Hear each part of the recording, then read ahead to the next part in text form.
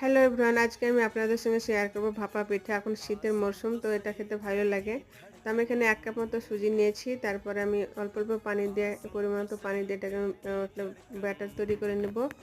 এখানে 2 কাপ মতো পানি লেগেছে। আমি অল্প অল্প মিশিয়ে আমি এটা রেস্টে দিয়ে দিলাম 15 থেকে 20 মিনিট। তারপরে একটা নারকেল কোরানো এবং হাফ কাপ এবং খেজুরের গুড় নিয়ে আমি এটাকে মিক্স করে নিচ্ছি এবং একটা পিঠা শেপ দিয়ে নিয়ে এটাকে রেখে দেব।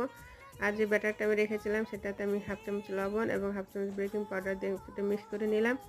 এবং আমি 4টে বাটি নিয়েছি, তেল ব্রাশ করে দিলাম। তারপর আমি ব্যাটার অর্ধেক করে দিয়ে দিব। তারপর যে পিঠাগুলা রেখেছিলাম বানিয়ে সেটা দিয়ে দিলাম। তারপর উপর থেকে আবার ব্যাটার দিয়ে দিব। একটু বাটি খালি রাখতে হবে, কারণ ফুলে একটু বড় হবে।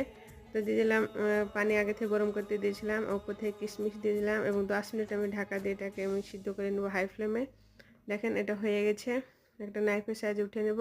ভিডিওটা কেমন লাগে অবশ্যই কমেন্ট করবেন, লাইক করবেন, চ্যানেলটিকে সাবস্ক্রাইব করবেন এবং পরবর্তী ভিডিওতে কথা হবে। Bye bye.